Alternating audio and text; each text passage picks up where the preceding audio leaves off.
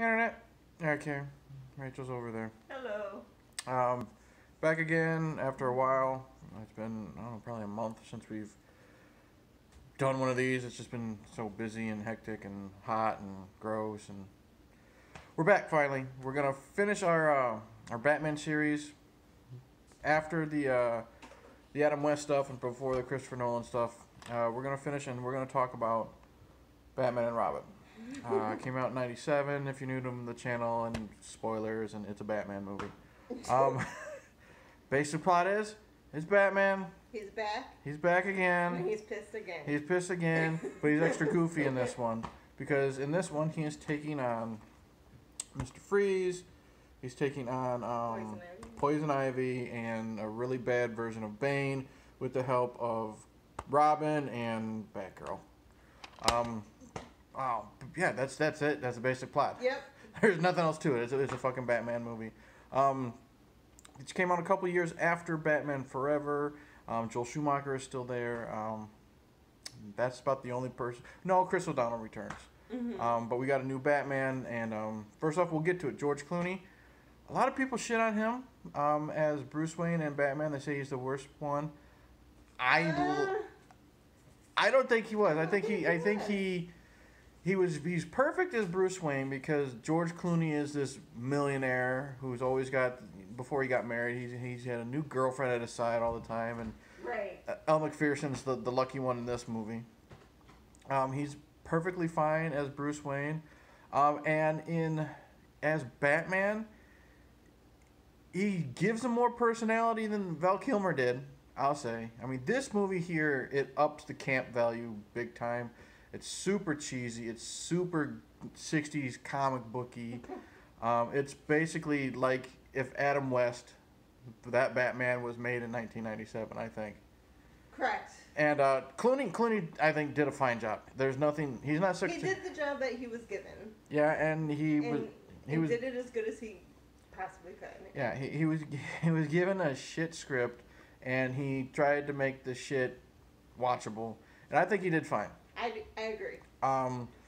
Chris O'Donnell, he does more here than he did in Batman Forever. When he's Robin, he actually does something because we said in the last video He kind of came in late.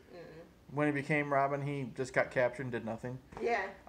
Here his storyline is he's tired of being overshadowed by Batman. I kind of like that because I guess if we're going in time frame, it's been a couple years and Batman still doesn't trust him, and he wants to go out and Robin wants to go out on his own, and I like that Chris O'Donnell does a decent job being the hero in the shadow of Batman.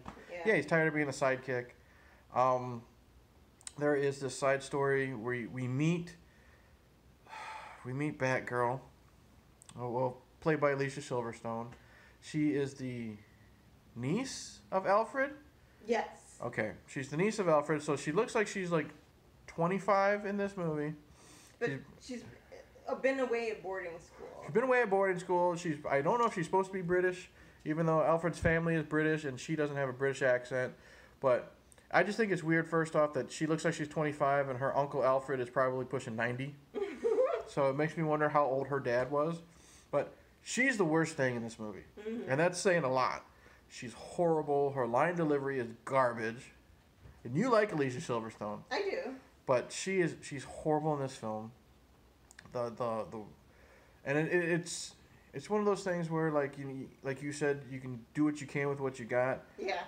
No, she's given what she's got and she throws it in the toilet because I think she's horrible in this film. Her line delivery is bad. And she has a mole that goes away and comes back. She does have a mole, like a beauty mark. We were joking around like it's what's his face from Robin Hood Men in Tights. I have a mole, and the thing with Robin, like I was talking about, is she seems like she's this goody, schoolgirl from England, but she's bad now because when no one's looking, she's racing in these underground motorcycle events, and that's where she meets Robin, and they have this rivalry thing, and you think it's going to be like a love interest, and it doesn't work out, and she just sucks. So the less I'm glad it wasn't a love interest, though. Yeah, because they'd have think no that would've chemistry been- at all. Well, and I just think that would have been bad for the story all around. Well, the story was kind of dumb to begin with, but we'll get to that. Well, there's not really much story to it anyway, Right. but yeah, Lisa Silverstone sucks, and like some of the examples of her dialogue was horrible. It's like when she finally shows up as Batgirl, and she's only got this covering her face, okay, and she saves the day for a little bit, and then she looks at them. She goes, "What does she say?" She says, "Bruce, Dick, it's me, Barbara. Yeah. I found the Bat I found the Batcave." Yeah. I think she's channeling Clueless, but she does it in a horrible way. No shit. You only have this covering your face, and you don't think Batman, this big detective, doesn't know that it's you? Well, I think that's why it kind of gives the look like, well, duh. It could be. I think I that don't was know. George Clooney giving the look to the writers. Anyways, Batgirl sucks. But let's get to the villains. Like Batman Forever, which was boring as fuck, the reason to watch this film is for the villains. We'll save the best for last. First, we'll talk about Uma Thurman. I'm not a huge Uma Thurman fan. Kill Bill is fun, but not because of her. I don't like her in Pulp Fiction. Here, this movie is so campy and so comic booky. She knows what she's in, and she's Right. having a blast. Right, she's having fun. I like in the very beginning where she's this big environmentalist hippie, trying to say she's like trying to crossbreed like plants and reptiles for some weird ass fucking reason.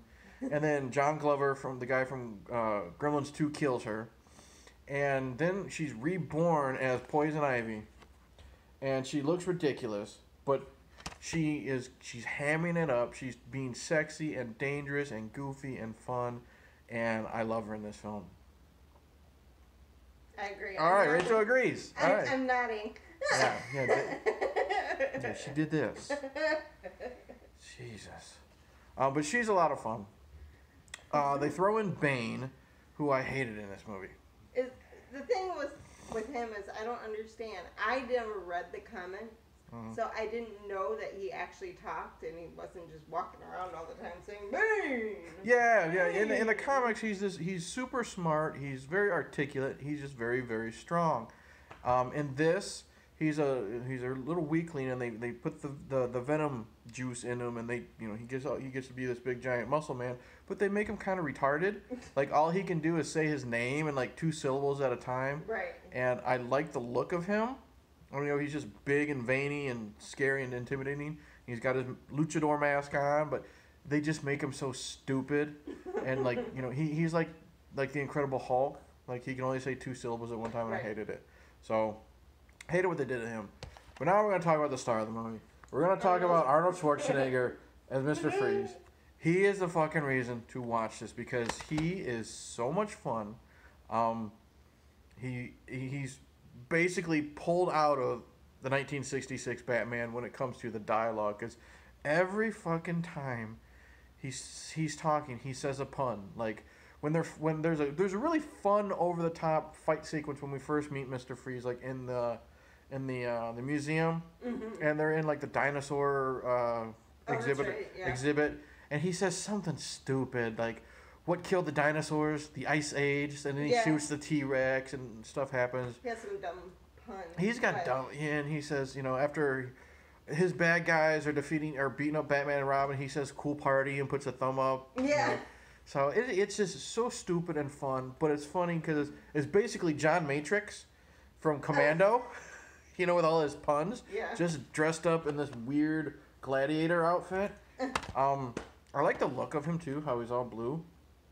But he's a lot of fun, and I like how he's actually really funny in this movie too, because when he's not dressed up in that gigantic suit, he's hiding out in the back of an abandoned ice cream factory or something like that. Oh yeah. And it's funny seeing him in his bathrobe and like bunny slippers or something, and he's trying to get his friends to like sing the Mr. Frosty song or something like that. And they're all bundled up in They're all bundled up. And parkas and he's a lot of fun. And then when he teams up with Uma Thurman, that's even better because now Uma Thurman gets to be even extra like sultry and goofy and sexy, and they have really good chemistry. They both know we're in a stupid fucking Batman movie. We're gonna have a lot of fun, and they run with it, and I think it works perfectly.